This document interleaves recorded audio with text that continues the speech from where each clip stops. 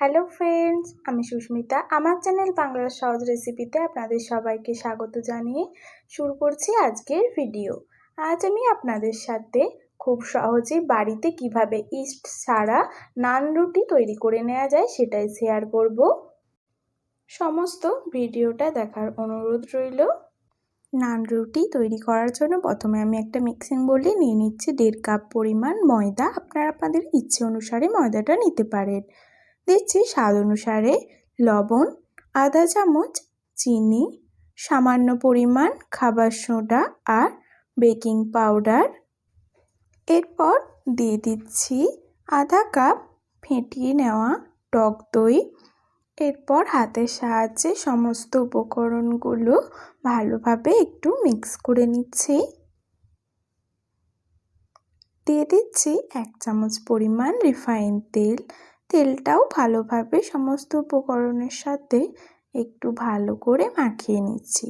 খাবার সোডা আর বেকিং পাউডারটা কিন্তু বেশি ব্যবহার করা যাবে না, তাহলে নান রুটিতে একটা গন্ধ আসবে, সেই জন্য।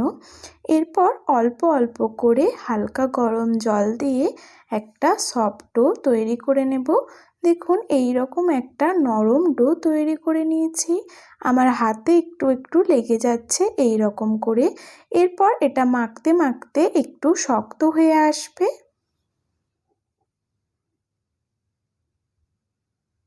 দেখুন মাখতে মাখতে ডোটা অনেকটাই শক্ত হয়ে আসছে, হাত থেকে অনেকটাই ছেড়ে এসেছে। এরপর আমি হাতে অল্প একটু তেল বুলিয়ে নিয়ে ভালোভাবে ডোটার মধ্যে মাখিয়ে নিচ্ছি। দেখুন মাখাতে মাখাতে কিন্তু ডোটা আর হাতে ভালো লেগে যাচ্ছে না। এইভাবে আরও 2 থেকে 1 মিনিট ভালোভাবে মেখে নিচ্ছি ডোটা। দেখুন ডোটা কিন্তু ভীষণই সফট হয়েছে আর হাত থেকে আমার সমস্ত ময়দাটা ডোয়ের সাথে চলে গেছে। এরপর ডোটা একটু গোল করে নিচ্ছি। এটা আমি ঢাকা দিয়ে রেখে দেব 1 ঘন্টা। আপনাদের কাছে যদি হাতে বেশি সময় থাকে তাহলে এটা 2 থেকে 3 ঘন্টাও রেস্টে রাখতে পারেন। ফিরে আসলাম 1 ঘন্টা পর। দেখুন ডোটা কিন্তু অনেকটাই ফুলে উঠেছে। এরপর হাতের সাহায্যে ডোটা একটু নিয়ে নিচ্ছি এক জায়গায়। হাতে একটু লেগে যাচ্ছে, সেই জন্য আমি হাতে একটু তেল বুলিয়ে নিলাম। এরপর ভালোভাবে আরও 2 থেকে 3 বার একটু মাখিয়ে নিয়েছি। দেখুন ডোটা কিন্তু ভীষণই সফট হয়েছে। আপনারা যদি পারেন তাহলে ডোটা মাখিয়ে রোদে কোথাও বা একটু গরম জায়গায় রেস্টের জন্য দিতে পারেন। এরপর এর থেকে আমি পরোটার থেকে একটু বড় বড় লেচি কেটে নিচ্ছি। সমস্ত লেচিগুলো আমার কাটা হয়ে গেছে। এরপর হাতের সাহায্যে লেচিগুলো একটু গোল করে নিলাম। এরপর একটা লেচি নিয়েছি রিফাইন তেল, যেটা দিয়ে বেলবো সেটাতে একটু ভালো করে তেল মাখিয়ে নিলাম। এতে নানটা বেলার সময় আটকে যাবে না, সেই জন্য। এরপর হালকা হাতে প্রেস করে আমি নানটা বেলে নিচ্ছি। নানটা কিন্তু খুব একটা পাতলা করে বেলবো না, একটু মোটা করে বেলবো। নানটা আমার বেলা হয়ে গেছে, আমি দেখিয়ে দিচ্ছি আমি কীরকম মোটা করে বেলেছি। এরপর আমি এখানে কিছু নিয়েছি সাদা তিল, ওপর থেকে তিলটা একটু ছড়িয়ে নিচ্ছি। আপনারা চাইলে এখানে কালো তিলও ব্যবহার করতে পারেন। হালকা হাতে একটু প্রেস করে বেলে নিলাম।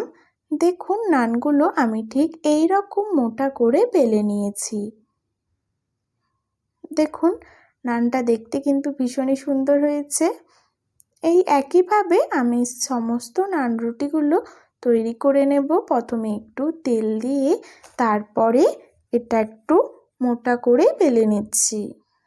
একইভাবে উপর থেকে ছড়িয়ে দিলাম সাদা তিল, তারপর হালকা হাতে বেলে নিচ্ছি। এই একইভাবে আমি সমস্ত নান রুটিগুলো তৈরি করে নিয়েছি। এরপর নান রুটিগুলো একটু ভেজে নেব, সেই জন্য ফ্রাই প্যানে আমি নান রুটিটা দিয়ে দিলাম। গ্যাসের ফ্লেমটা একদম লো করে আমি ভালোভাবে রুটিটা প্রথমে একটু সেঁকে নিচ্ছি। যেই দিকটায় আমি তেল ব্যবহার করেছি ওই দিকটা একটু নিচের দিক করে ভালোভাবে রুটিটা সেঁকে নিচ্ছি। দেখুন ওপর দিক থেকে কিন্তু খুব সুন্দর একটা গোল্ডেন কালার এসেছে, আর সাইডটা এইভাবে একটু চেপে চেপে রুটিটা সেঁকে নিলে তাহলে রুটিটা খুব ভালোই ফুলে যায় সেই জন্য। এরপর ওপর থেকে আমি একটু বাটার ব্রাশ করে দিচ্ছি। আপনারা চাইলে এখানে ঘি বা সাদা তেলেও করতে পারেন নান রুটিগুলো। রুটিটা আমি একটু উল্টে নিলাম। এরপর নিচের দিকটাও আমি ভালোভাবে বাটার ব্রাশ করে দেব। দেখুন নান রুটিটা কিন্তু হালকা করে ফুলে উঠছে। ভালোভাবে নিচের দিকটাও আমি তেল ব্রাশ করে নিয়েছি। এরপর আবার উল্টে দিচ্ছি। দেখুন রুটিগুলো কিন্তু দেখতে ভীষণই সুন্দর হয়েছে আর ভীষণই সফট হয়েছে।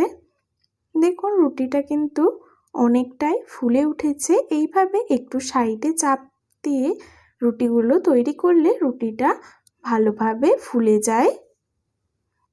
নরম তুলতুলে নান রুটি কিন্তু একদম তৈরি। এরপর রুটিটা আমি তুলে নিচ্ছি। দেখুন নান রুটিটা কিন্তু দেখতে ভীষণই সুন্দর হয়েছে। এই একইভাবে আমি সমস্ত নান রুটিগুলো তৈরি করে নিচ্ছি।